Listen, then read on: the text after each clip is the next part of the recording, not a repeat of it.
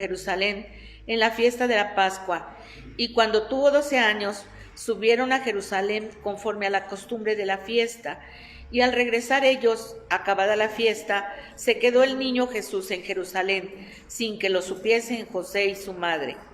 Y pensando que estaba entre la compañía, anduvieron camino de un día, y le buscaban entre los parientes y los conocidos, pero como no le hallaron, volvieron a Jerusalén buscándole. Y aconteció que 3 días después le hallaron en el templo, sentado en medio de los doctores de la ley, oyéndoles y preguntándoles. Y todos los que le oían se maravillaban de su inteligencia y de sus respuestas. Cuando le vieron se sorprendieron y le dijo su madre: Hijo, ¿por qué nos has hecho así? He aquí tu padre y yo te hemos buscado con angustia. Entonces él les dijo: ¿por qué me buscabais? ¿No sabías que en los negocios de mi padre me es necesario estar? Mas ellos no entendieron las palabras que les habló. Y descendió con ellos y volvió a Nazaret y estaba sujeto a ellos. Y su madre guardaba todas estas cosas en su corazón. Y Jesús crecía en sabiduría y en estatura y en gracia para con Dios y los hombres. Vamos ahora a recibir al pastor Armando Contreras, que nos trae la palabra del Señor.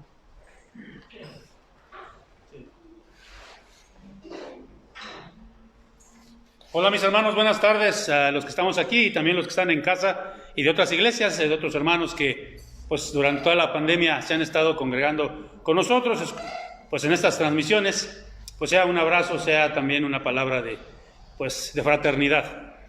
Estamos, hermanos, en una serie que ya hemos visto durante pues todo el mes de noviembre y hasta el 24 de diciembre, y si así Dios nos presta la vida, estaremos predicando, y se llama La Encarnación del Verbo. Ya vimos, ¿verdad?, 2 predicaciones que tienen que ver con esto, pues hace 2 domingos y el domingo pasado también, y hoy estaremos viendo, como ya anunció la hermana, con la encarnación Jesús nos vino a sanar emocionalmente. Muchos piensan que solamente Jesús vino a lo espiritual, pero ya vimos que no, porque Jesucristo también fue humano y Él también nos comprende en cuanto al físico, a lo físico y también a lo emocional. Y ahorita en la oración pues voy a pedir que Dios nos sane nuestras emociones, porque muchos, y se van a dar cuenta aquí, muchos de nosotros no estamos tan limpios, tan blancos en las cuestiones emocionales, y vamos arrastrando cosas de nuestras familias nucleares. Eso es lo que vamos a ver el día de hoy, hermanos. Así que les pido que me ayuden, inclinando su rostro, vamos a orar y vamos a pasar a la exposición de la poderosa palabra de Dios. Vamos a orar. Padre, yo quiero rogarte juntamente con mis hermanos que están aquí y también con los que están, Señor, del otro lado, allá en las pantallas, que tú, Señor, permitas que tu palabra se predique con poder, con autoridad, Señor, y que esta palabra nos sirva, que esta palabra nos sane, Señor, y que esta palabra nos ayude a darnos cuenta que muchas veces nuestras emociones no están pues como deberían de estar, Señor. Te rogamos que así sea, en el nombre de Jesucristo. Amén y amén. Vamos a darle una aquí, y miren, yo no sé si ustedes sepan, una vez ya lo mencioné me parece, pero a lo mejor para los que no han escuchado o los que no saben, que hay diferentes tipos de inteligencia. Ahora las nuevas estudios han arrojado esto, ¿verdad? Y por ejemplo, hay gente que tiene la inteligencia matemática más desarrollada y puede, por ejemplo, no se le complica el álgebra, ni la trigonometría, ni todas estas cosas. Por ejemplo, yo cuando veo gente que estudia carreras que tienen que ver con matemáticas, por ejemplo, mi cuñada es contadora, y entonces yo le digo, qué aburrida es tu carrera. Y dice, ay, no, ¿cómo crees? Mi carrera es lo máximo. Pues bueno, será porque a mí no se me da todo eso de los números, no me gusta, ¿no? Ni se me da tampoco mucho. Pero miren, también existe, por ejemplo, la inteligencia musical. Algunos llegamos bien tarde a la repartición de esa inteligencia, pero hay gente que tiene un oído y hay gente que tiene una facilidad para tocar instrumentos. Claro, estas inteligencias las podemos llegar a adquirir nosotros. Pues obviamente, si yo me pongo a ensayar la guitarra todos los días, pues va a llegar un momento en que sí la voy a poder tocar. Pero no tengo esa facilidad. Pero hay gente que tiene una facilidad tremenda. Hay gente que tiene, por ejemplo, la inteligencia dinámica o deportiva. ¿Cómo se les facilita realmente las cosas de los deportes? Y hay otros que de plano, ¿no? Como dicen, tenemos un pie o 2 pies izquierdos, ¿no? Pero hay gente que de verdad tiene esa inteligencia. Pero también existe la inteligencia emocional. Es uno de los tipos de inteligencia. Y miren lo que dice ahí. La inteligencia emocional es saber relacionarte o saber tener un manejo correcto de tus emociones. Miren, por ejemplo, no sé si les ha tocado ver que hay matrimonios, o cualquier persona, no solo los matrimonios, pero por ejemplo, si se enoja con la persona, le aplica la ley del hielo. Sí saben a lo que me refiero, ¿no? Pues te dejo de hablar 8 días o 15 días.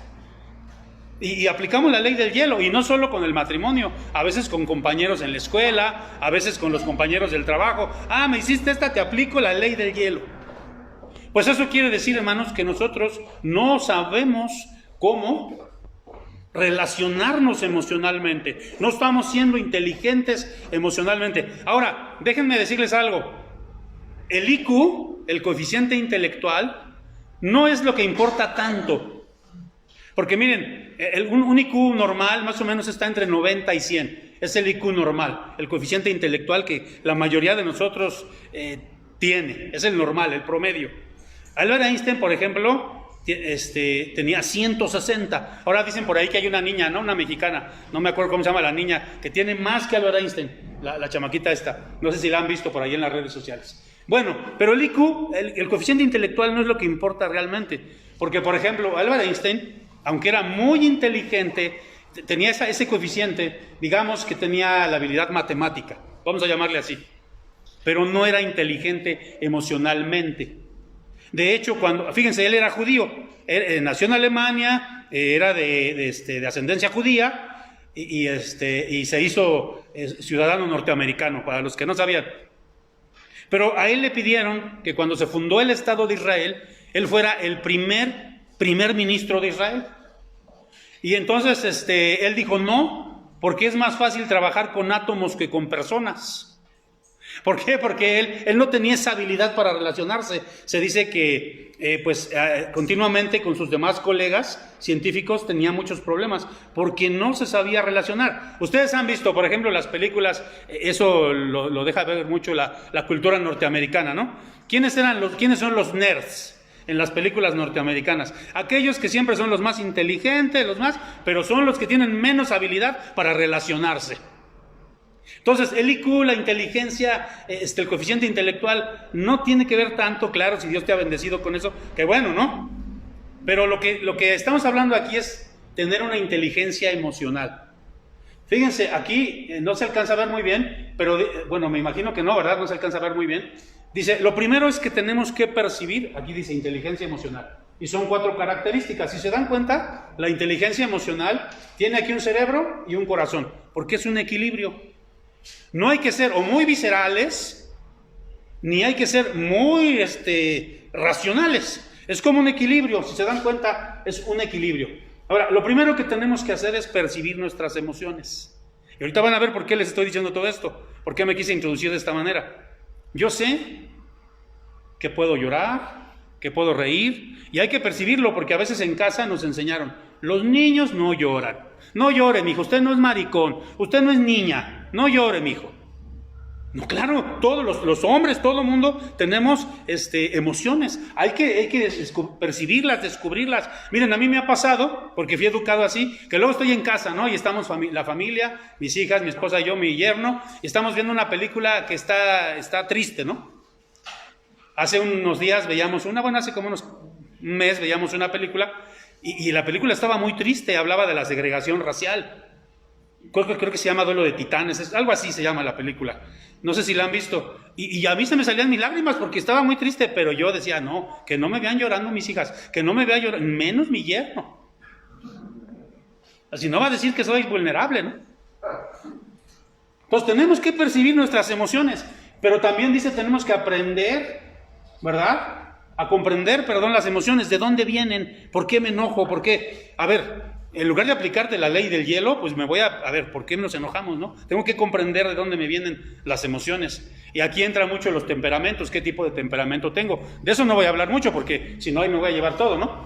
También tenemos, hermanos, que manejar las emociones. Porque hay gente que, miren, con perdón, A lo mejor aquí vamos a pisar callos, pero hay gente que es bien chillona, bien sensiblera, de todo llora. Le dices, pasó la música y yo, de todo llora. O hay gente que siempre está enojada. ¿Cómo está? Buenos días. Siempre están... Yo, por ejemplo, yo me veo siempre enojado, pero no estoy enojado. Sí me veo, pero no estoy. Pero también tenemos que aprender, hermanos, como dice aquí, a utilizar esas emociones. ¿Cómo las puedo utilizar a mi favor? Porque se puede, y esa es la inteligencia emocional, que a pesar de que te hizo algo tu esposa, no le aplicas la ley del hielo 15 días, una semana, no, vas y le dices, vas y arregla la situación, esa es la inteligencia emocional. Ahora, muchos de nosotros, obviamente, y vamos a darle la siguiente lámina, muchos de nosotros, la familia nos marcó y nos definió, porque allí es en la familia, hermanos, donde nosotros vamos a aprender a relacionarnos o no aprender a relacionarnos. Es donde vamos a tener nuestras emociones sanas o nuestras emociones no sanas. Y vamos a darle uno ahí. Miren, aprendemos a relacionarnos en el hogar. Hay gente que dice, bueno, es que yo no le enseñé eso a mi hijo. No, entonces ¿dónde lo aprendió? Me acuerdo mucho, una vez me llevaron a un niño en una otra iglesia donde estaba, y entonces las maestras me llevaron y me dijeron, mire, este niño Paquito, no es un nombre real, pero Paquito dijo una maldición, dijo un disparate, una grosería. Y ahí vamos a atender las cosas de Paquito y todo. Vamos con los papás, y los papás, no, pues es que eso no sabemos dónde lo aprendió. Pues, hermanos, allí es en casa donde aprendemos a relacionarnos o no relacionarnos. Si tus hijos son unos higaditos, ¿dónde lo aprendieron? Si tus hijos son buenas personas, son nobles, si tus hijos son gente que se relaciona con todo el mundo, ¿dónde lo aprendieron? Ahí sí, no, pues de mí. Cuando está bien, sí, no, se parece a mí, pastor, Pero vamos a darle uno más aquí. ¿Dónde aprendemos nuestra primera imagen de Dios? En el hogar, en la familia. A muchos de nosotros nos cuesta, yo no crecí con mi papá, y a mí me costaba mucho trabajo ver la imagen de ese Dios protector, de ese Dios que de veras está con nosotros, porque la imagen paterna yo no la tuve. Entonces me costó mucho trabajo, porque ahí es donde tenemos la primera imagen de Dios en el hogar. Y vamos nomás. Y aquí es como ya vimos, donde aprendemos a ser introvertidos o extrovertidos. Es en la casa, es en la familia, porque si es una palabra a lo mejor muy fea, pero tiene que ver, porque en el hogar mamamos la educación. La educación se mama. Tú no le dices a tu hijo, oye hijo, sé así, sé asado. Miren, yo puedo decirles algo, mis hijas son chocosas para comer, porque yo soy chocoso para comer. A mí no me puedes dar nada de pellejos, nada de tripas, ni de nada de vísceras, porque no te lo como. Yo desde chiquito me daban el hígado y le decía, y mi mamá me pegaba y cómaselo y trágaselo, y si no se lo va a comer, pero no me gusta desde chiquito, no. Y entonces, pues mis hijas obviamente vieron eso. Me acuerdo que mi esposa les daba, mi esposa sí come esas cosas, y una vez le daban patitas, ¿no? De esas patitas de pollo, y una vez yo le dije, no le des eso a mis hijas, no le des esa cochinada a mis hijas. Porque a mí me daba asco, ¿no? Nada más de ver ese tipo. Entonces, ¿qué aprendieron mis hijas? A hacer chocosas. ¿De quién lo aprendieron? Es en la casa, hermanos. No puedo decir, lo aprendió de su maestra, Bueno, vamos a darle uno más.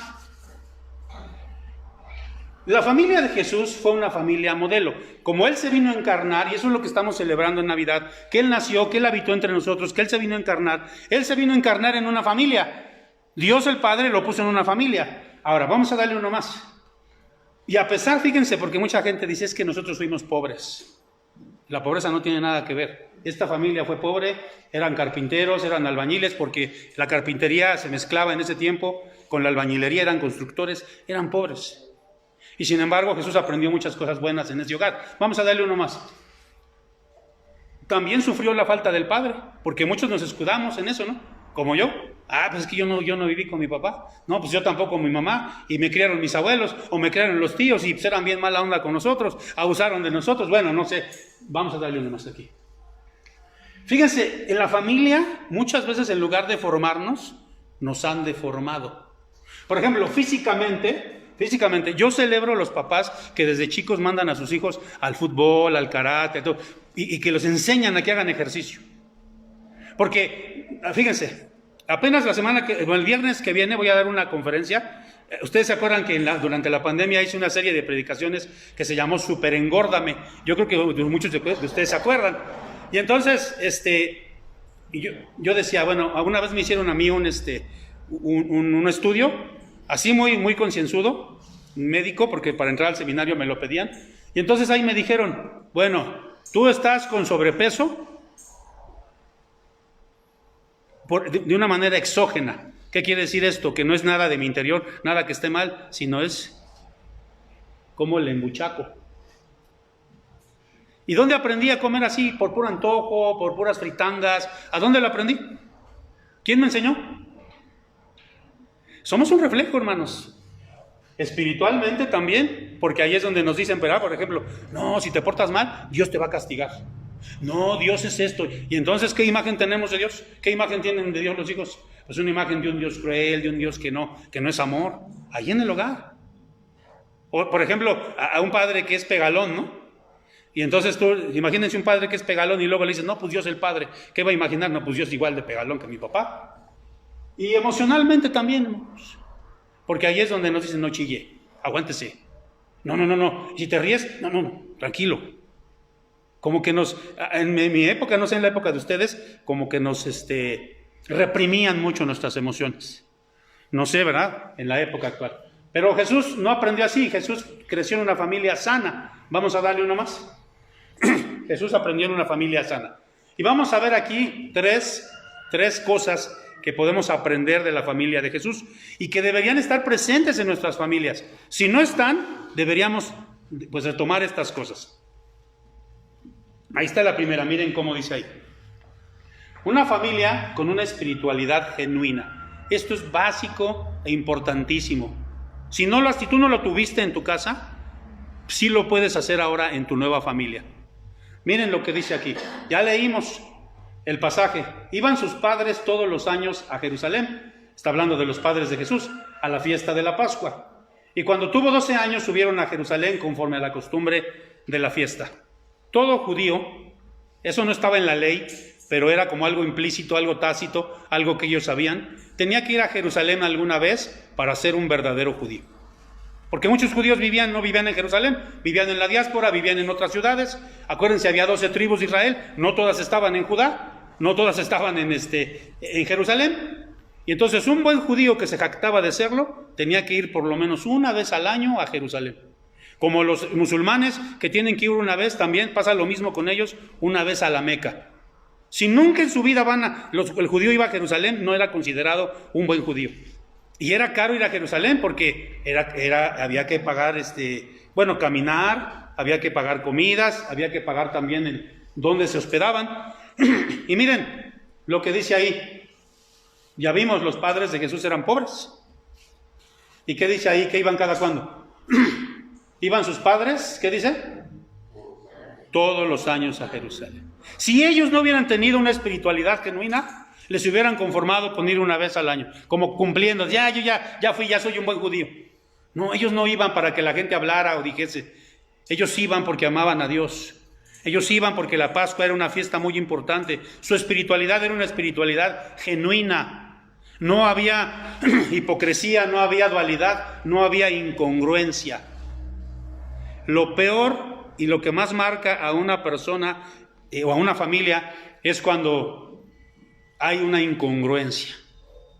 Yo les decía, hay un libro que circuló, ahorita se me olvidó el nombre del libro, después se los paso, pero lo escribió Josh McDowell. Es un autor muy importante en los Estados Unidos. Y él habla, algo así tiene que ver el título, pero no lo recuerdo, como una generación entera de los Estados Unidos, de los jóvenes, se están yendo de las iglesias. ¿Por qué? Porque están viendo incongruencia e hipocresía en sus padres.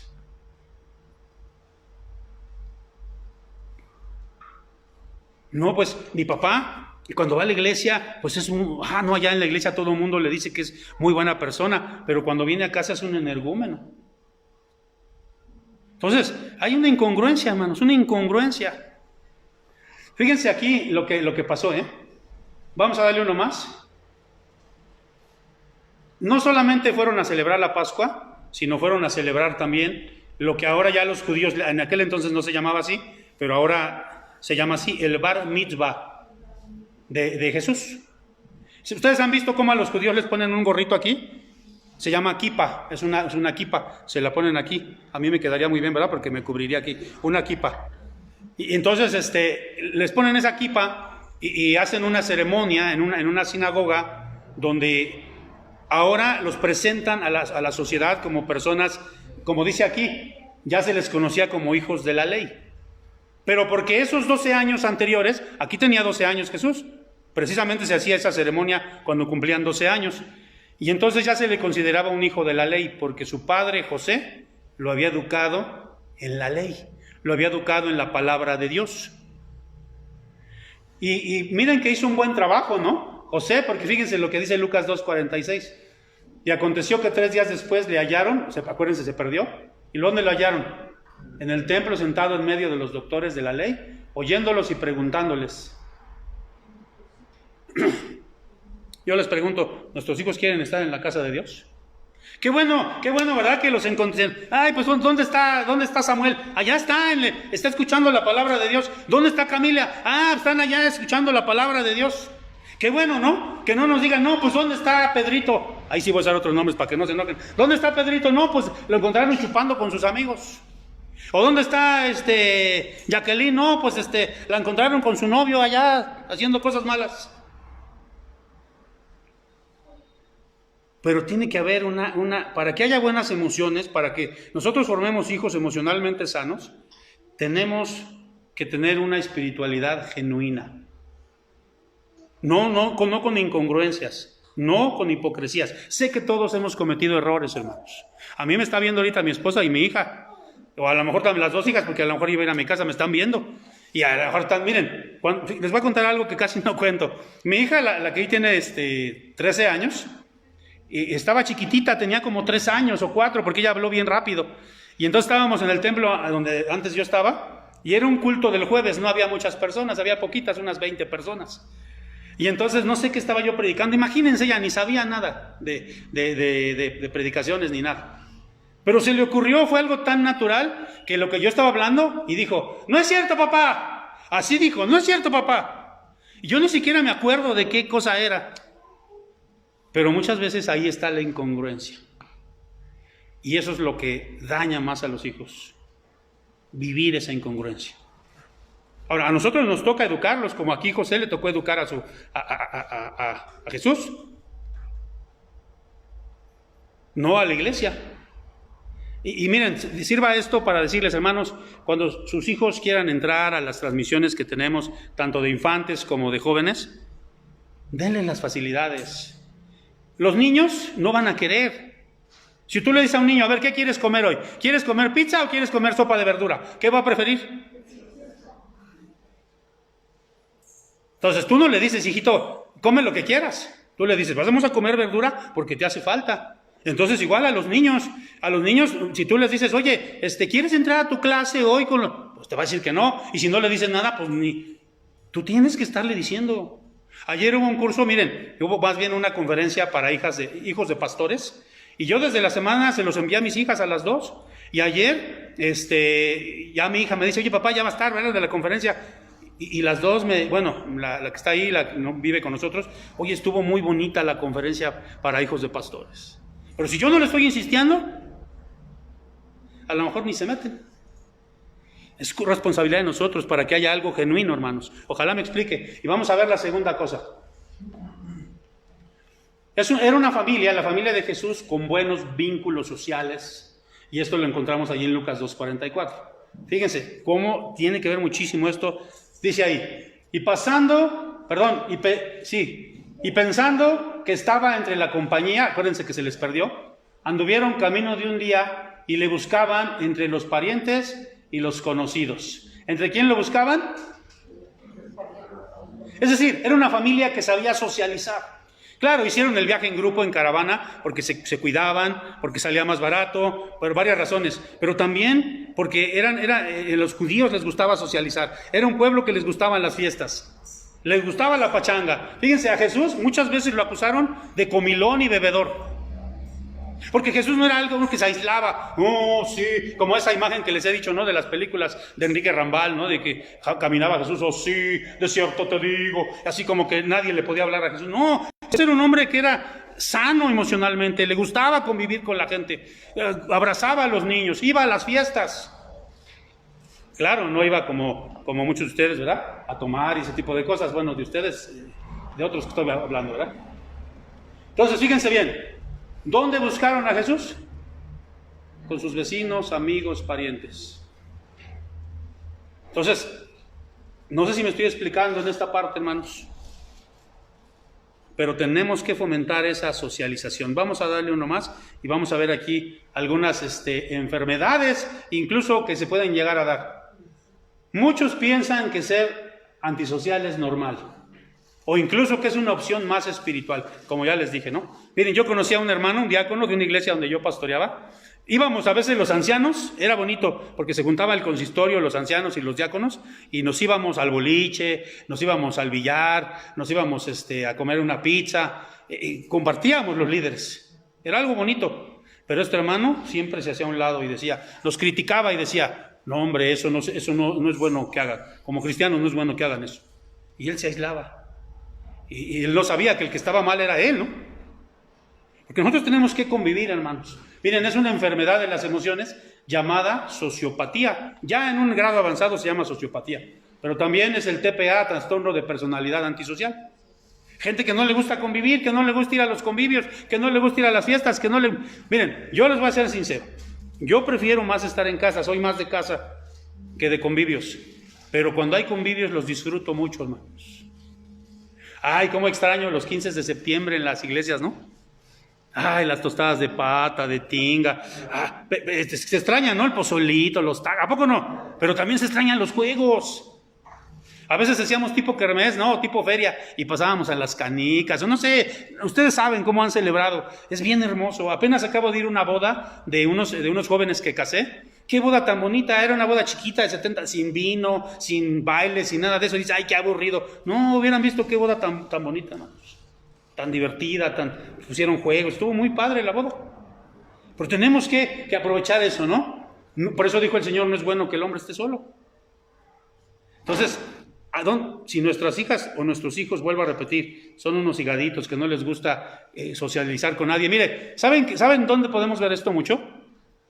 Ahora en las reuniones de Zoom, y no solo en las reuniones de la iglesia, sino lo vemos en las reuniones incluso de la escuela. Casi ningún joven quiere prender su cámara. Por ahí yo tengo un escrito que mandé una vez que se llama Prende tu cámara, y di varias razones por las cuales a veces los jóvenes no quieren prender sus cámaras. Y entre ellas, pues está porque son antisociales. No quieren que los vean. Yo de plano, en donde puedo hacerlo, por ejemplo, donde yo doy clases, en 2 seminarios doy clases, yo les digo, si vas a entrar a mi clase, prende tu cámara, si no, conmigo hago de cuenta que ni te veo, ni te voy a calificar. Entonces, conmigo es obligatorio que prendas tu cámara.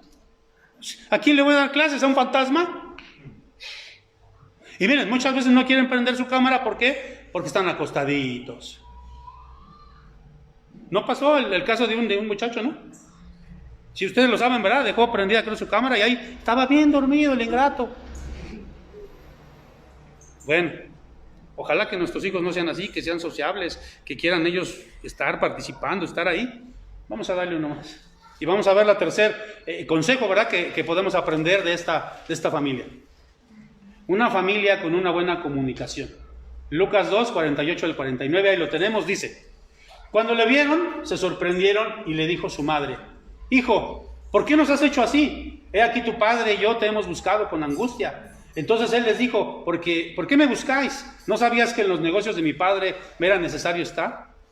Fíjense, cuando lo encontraron, dice aquí, no lo regañaron, no le pegaron, dialogaron con él.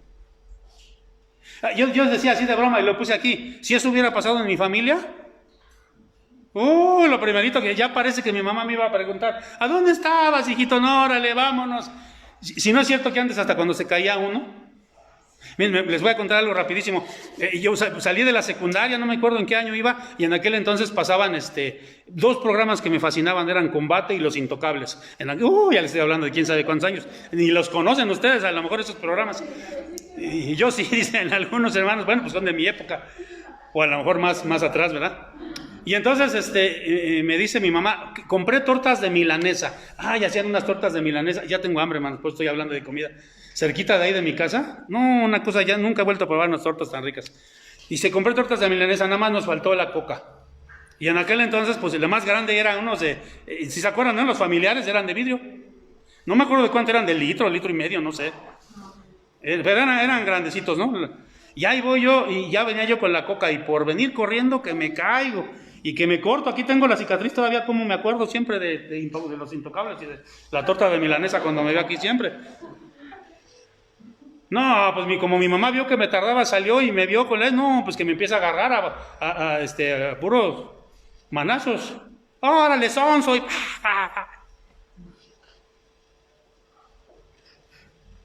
no hay una comunicación. Así como le vas a tener confianza a tu padre o a tu madre.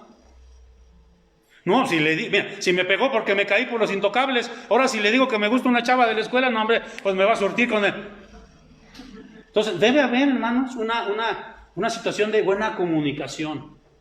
Ajá, un diálogo. Miren, dale uno más, hermano. Y dale un cuadrito más. Dice, fíjense aquí cómo los padres de Jesús lo dejaron expresar su opinión y darles una explicación. Ahora, los chamaquitos de ahora, ¿sí o no? Por eso puse esta imagen, ¿no es cierto que hasta escogen su ropa? Bueno, algunos no, ¿verdad? Pero unos ya empiezan a decir, no, pues yo ya no quiero eso, ya no quiero vestirme como me vistes tú. A mí como hasta los 14 años me vistieron como quisieron, ¿verdad? Dale uno más, hermano. Fíjense cómo lo amaron a pesar de. Fíjense qué palabras tan cariñosas le dijeron. Hijo, ¿por qué nos has hecho así? O sea, le reiteraron y le dijeron, sigue siendo mi hijo. Antes, ¿cómo eran los papás cuando, por ejemplo, si una muchacha salía embarazada, cuál era la frase típica? Y no solo la frase, lo hacían. ¿Qué decían cuando una muchacha salía embarazada hace años? Te vas de la casa y ya no eres mi hija. A mí me ha tocado conocer casos así. Y en mi familia cercana, donde por muchos años le aplicaron la ley del hielo. Hermanos, nosotros debemos seguir amando a nuestros hijos. Hagan lo que hagan. ¿Los tenemos que reprender? Sí. ¿Les tenemos que dar con vara? Sí. Por ejemplo, imagínense si el hermano Armando le quiere dar con vara a Armando. ¿Cuántos años tienes, Armando? 20, pues ya no, ya la vara ya no funciona. A lo mejor hasta se lo va a regresar. Hay diferentes tipos de varas para las diferentes edades. Y hay un diálogo, ¿no? Sí, yo me acuerdo cuando ya les conté, ¿no? Mi mamá me quiso pegar, tenía yo unos 13, 14 años y le agarré la mano y le dije, a mí ya no me vas a pegar. Pues ya no estamos en edad de que nos peguen a ciertas edades. Y los niños chiquitos tampoco los vamos a... Hay que darles una nalgadita, hay que darles su barazo para que entiendan. Pero también con ellos dialogar. Porque muchas veces crecemos, y sí crecemos bien traumados, hermanos. La verdad, y a veces queremos repetir esos mismos patrones con nuestros hijos. Dale uno más, hermano, por favor. Siempre van a ser nuestros hijos, hermanos. Siempre van a ser nuestros hijos. Y eso hay que dejárselos manifiesto. Hagan lo que hagan. Ni modo que porque... Fíjense, no sé si se acuerdan ustedes de aquel delincuente famoso que era el Mochaorejas. ¿Sí se acuerdan? Creo que Arismendi se llamaba, ¿no? El Mochaorejas famoso. Era un secuestrador y les cortaba las orejas. Y entonces cuando lo metieron a la cárcel, entrevistaron en aquellas épocas a su mamá. Y su mamá dijo, yo voy a seguir amando a mi hijo, es mi hijo. Aunque sea el secuestrador más vil, siguen siendo nuestros hijos. Y eso debemos hacérselo saber. Porque a veces, fíjense, ay, es que tú eres esto, tú eres un inútil, tú eres uno no sé qué, tú eres un no sé cuánto. No los amamos por lo que son. Los amamos por lo que no los amamos por lo que hacen, perdón, sino por lo que son. Ay, es que si mi hijo no destacó, es un burro, es esto, no lo amo. Lo sigues amando, es tu hijo. Ahora, vamos a ver, hermanos, ya vimos cómo Jesús, creció en una familia sana. Este ambiente generó que Jesús creciera sano en sus emociones. La salud emocional de Jesús. Miren, ahí voy a demostrarlo ahí. Juan 11:35 dice, lloró delante de las personas porque su amigo había muerto. Y esto lo dice allí, como ya dije, Juan 11:35. Jesús lloró, el versículo más cortito de la Biblia. Dijeron entonces los judíos, mirad cómo le amaba. ¿Por quién lloró? por su amigo Lázaro. Entonces a Jesús no lo reprimieron, él lloraba, él sacaba sus sentimientos, y si estaba contento, si estaba alegre, él sacaba sus sentimientos. Tenía unas emociones sanas, no los ocultó. Miren, algunos dicen aquí, porque han blasfemado mucho, ¿no? Algunos dicen incluso que Jesús pues era homosexual, ¿no? Miren, ahí hay una prueba, ¿no? Pues amaba hasta lloró por el amigo. ¿Quién va a andar llorando por un amigo? Y más por los tristes amigos que hay ahora, ¿no? No, él no se avergonzó de sus sentimientos. Ojalá que nosotros promovamos un ambiente donde nuestros hijitos no se avergüencen, no crezcan enfermos en sus emociones. Y por último, hermanos, vamos a darle uno más. Aquí me quiero ir a esta parte. Dice, el Señor crecía en todas las áreas. ¿Cómo crecía el Señor? Ahí mismo lo dice. En estatura. ¿Cómo crecía? Lo que yo les decía hace rato, ¿no? Qué bueno que nosotros tengamos atención a su alimentación de nuestros hijos, a que hagan deporte. A mí nunca me inculcaron a hacer deporte, jamás. Yo ya vine a hacer deporte ya grande, y eso, y no crean que es mi fuerte, ¿no? Sí, se nota, van a decir, pero yo celebro eso, hermanos, háganlo con sus hijos. Que sean sanos, que coman bien, que estén... No quiero decir, que porque estén gorditos, no. Si es de complexión gordita, si es de hueso ancho como yo, pues déjenlo, pero que sea lo más sano que pueda estar. Crecía en sabiduría, era inteligente emocionalmente, se sabía relacionar. Fíjense, cuando se encontró a la mujer, ¿no? La mujer samaritana, hasta los discípulos como que se sacaron de onda, ¿verdad? Como que dijeron, bueno, ¿por qué le está hablando a esta mujer? Porque él se podía relacionar incluso con las mujeres, no tenía ningún problema. También crecía en lo espiritual. Qué bueno que nuestros hijos crezcan en lo espiritual. Eso es lo que más nos debería de preocupar. Hay gente que está preocupada más en sus carreras de sus hijos, que les vaya bien económicamente. Lo más que debemos hacer es orar por ellos y preocuparnos por su educación espiritual. Jesús crecía en estas tres áreas, por eso había un equilibrio, por eso estaba sano emocionalmente y quiere esa sanidad emocionalmente para nosotros. Ahora sí vamos a darle la última. Ahora sí ya no es cierto, es la penúltima, perdón. Dice, la vida íntegra de sus padres lo marcaron, ya vimos, no era incongruente. Dios no se equivocó y lo puso en el lugar correcto, ¿no? Para que creciera sano, sobre todo, aquí también tenemos la paternidad del Espíritu Santo, ¿no? El Espíritu Santo lo guió siempre al Señor Jesucristo. Y ya vimos, ¿vale? Lo encontraron aquí con los maestros de la ley, y bueno, aquí Jesús también estaba con los niños, convivía con los niños. Vamos a darle uno más. Ahora sí es la última. Dice, uno de los ministerios del Señor fue el de sanar nuestras emociones. Vamos a darle una ahí. Miren, aquí hay unas ruinas, ¿no? Dice ahí Isaías 61:4. Reedificarán las ruinas antiguas y levantarán los asolamientos primeros y restaurarán las ciudades arruinadas, los escombros de muchas generaciones. Así, aquí no está hablando de edificios, está hablando de las generaciones, de restaurar esas generaciones. Dale uno más ahí, hermano. Ahí dice, fíjense, muchos de nosotros vivimos abusos de golpes, de verbales, traumas. Hay muchachas que las han violado, que las abusaron dentro de sus casas. Incestos. Hace poco, en el mes de mayo, en la semana del mes del hogar, hablamos del incesto.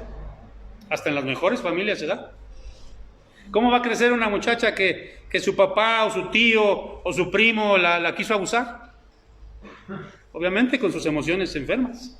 Vamos a darle uno más. Todo esto genera depresión, genera abulia. La abulia es algo que tienen muchos de los jóvenes de ahora. No quieren hacer nada, todo les aburre, todo les parece como que sin sentido. Eso se llama abulia.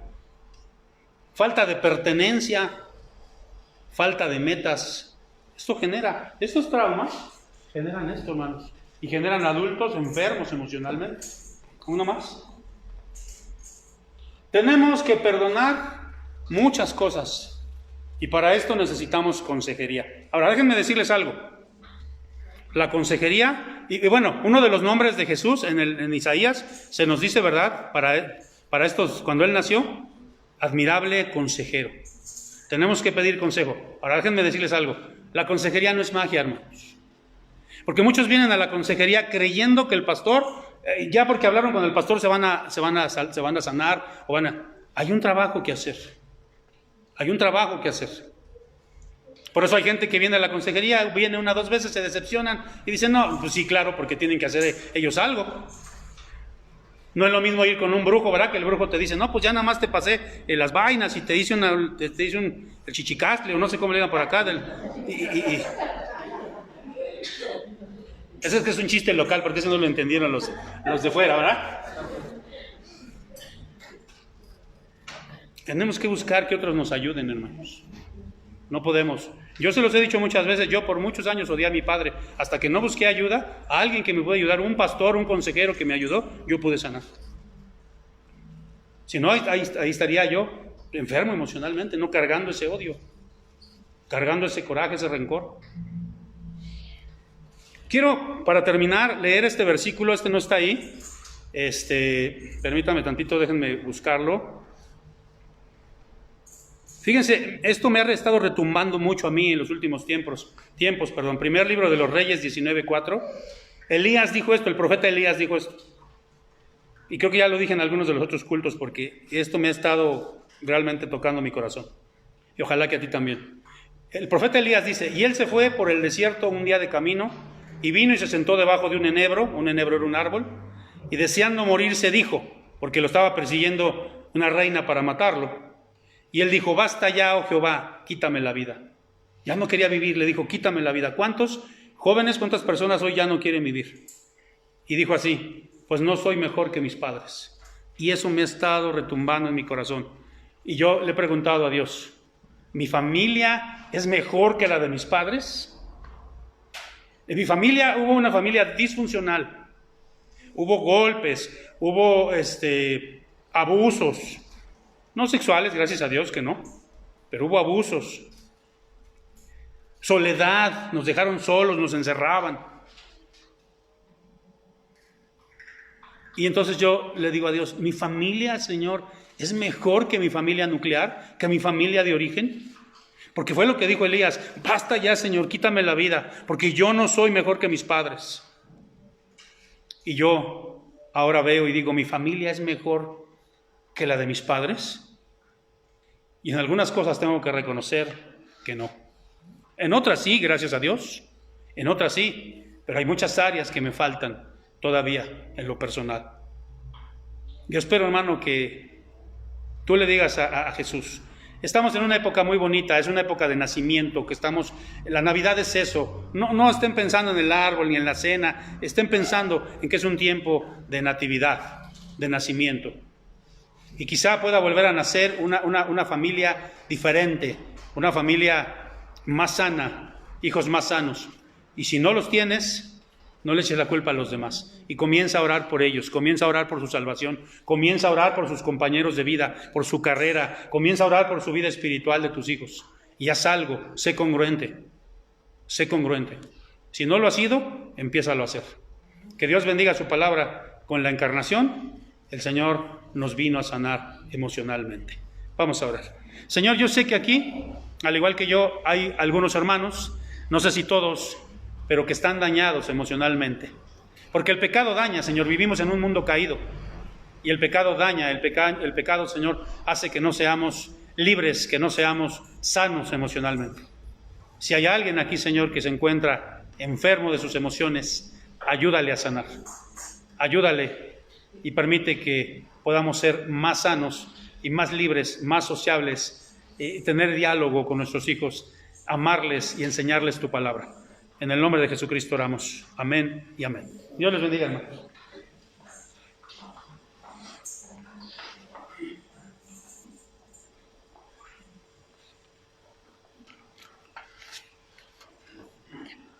Bueno, hermanos, en esta hora que escuchamos la palabra del Señor, pues gracias a Dios porque a cada uno de nosotros nos llega en el momento oportuno, ¿verdad? Y vamos ahora a responder a esta palabra con este canto, este himno 278. Sublime gracia.